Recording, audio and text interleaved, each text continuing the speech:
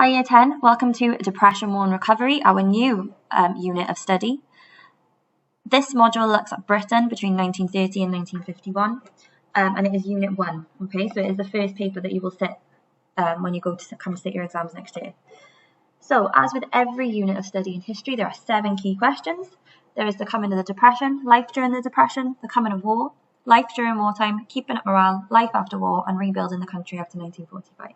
So we start really with the Depression that the First World War triggered economically, and we look at how people dealt with that. We look at the means test, we look at dole, we look at how people had to sort of make ends meet. And then key questions 3, 4 and 5 are focused on life during the Second World War. How did the Second World War happen? Why did it happen? What was life like for people on the home front, for the Home Guard, for women who were working, for the Bevan boys? And how did the government manage to keep up morale, propaganda posters, radio and cinema and that kind of thing? And then we look really at how people dealt with life after the Second World War, coming out of that war after 6 years of soldiers being abroad and fighting abroad and life on the home front, and how we rebuilt the country then in key question 7 after 1945. So we're going to start with key question 1, the coming of the Depression. So Britain is the first industrial nation. When the Industrial Revolution starts in around 1750, Britain is at the forefront. It's got the best factories, it's got the best coal mines, the best ironworks. Iron from Merthyr Tydfil is being shipped all over the world. The first £1 million cheque in the entire world ever is signed in the coal exchange in Cardiff. Wales in particular was at the forefront, but Britain was really a big power in the world. It developed its empire. As you might remember from doing Titanic in year 9, Britain actually controlled a fifth of the world at one point. And so it really was one of the richest and most powerful countries, if not the richest and most powerful country in the world. It had the best factories, and people actually took the methods in the factories that Britain was using and they copied them. However, what these other countries then did was copy them and make them better, so they modernised them. And because of that, they managed to make their products more quickly, more efficiently than Britain. And as the 1900s came, the Industrial Revolution in Britain sort of started to slump, the economy started to slump. The USA and Japan in particular were massive economic rivals because they'd taken a lot of the technology that Britain had and modernised it. And this is something that the British coal owners either couldn't afford to do or just didn't want to do. And not only the coal owners, the factory owners as well, they didn't want to modernise or didn't have the funds at this point to modernise either. So there were massive problems way before the Wall Street crash. You all know about the Wall Street crash as we studied it in our American module. And even places like Germany, who had still who had been put on its knees in the First World War, were even actually starting to overtake Britain at this point. So, reasons for the traditional decline of industry. What I want you to do is read the squares of information that are attached to this PowerPoint.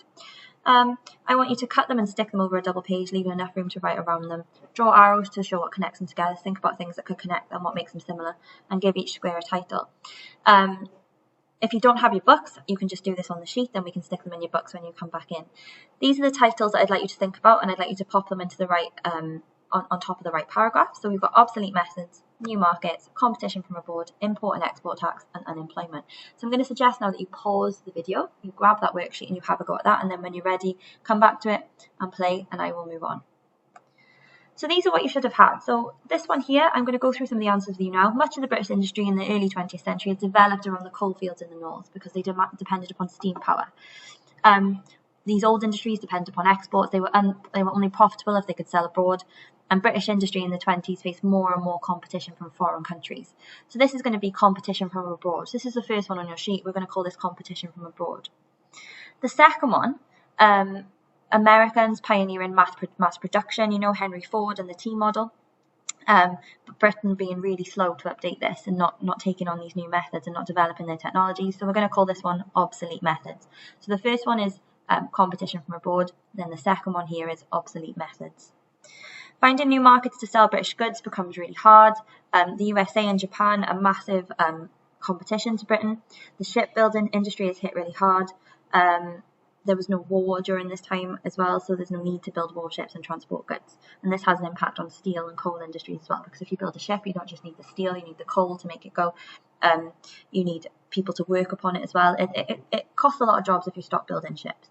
So this one, we're going to call new markets because they couldn't sell to anywhere else. They couldn't find new markets.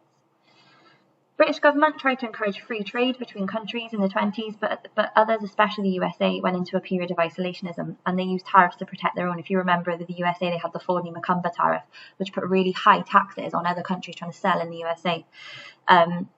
Britain didn't put taxes on this. You had lots of countries selling in Britain and not being charged to do so. Britain trying to sell in other countries and being charged huge premiums, so they were losing out.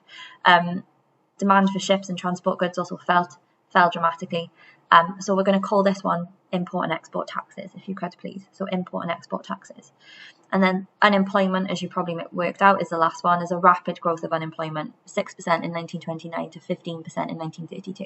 1932 was a bit of a crisis year across the world for unemployment, to be honest, but there was about 3 million people in Britain unemployed in 1932. This means they can't buy consumer goods, and then this leads to a further decrease in demand for British goods, and the economy slumps even further. So that one would be unemployment. So we've got, just to make sure you've got them all, competition from abroad, new markets, obsolete methods, new markets, import and export taxes, and unemployment. Okay, so I'll just say that again, just to make sure you've got it. Competition from abroad, obsolete methods, new markets, import and export taxes, and unemployment. There's your last one. Okay.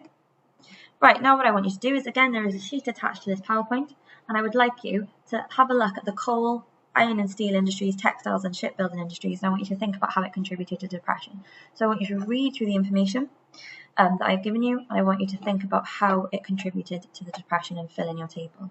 Again, I'm going to suggest that you pause the video there and do that and come back to me. So hi Year 10, so this is lesson 1 part 2. So what I want you to do for me is have a look at this cartoon and make some notes about what you think it means. So we've got Uncle Sam here and he's sneezing.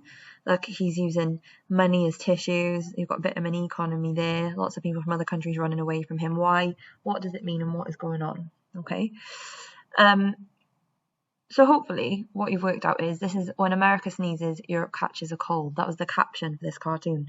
And it's one you've probably come across. I think we have done it and looked at it when we've looked at America in the last unit.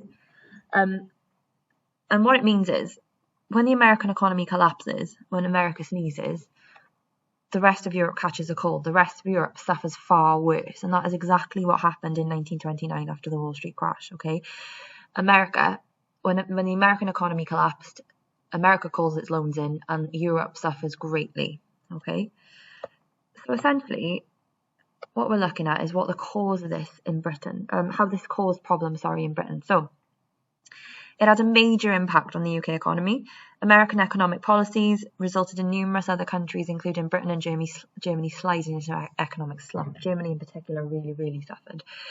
Because what's happened is that America and Britain and France had a bit of a deal during World War I. America had lent money to Britain and France for arms.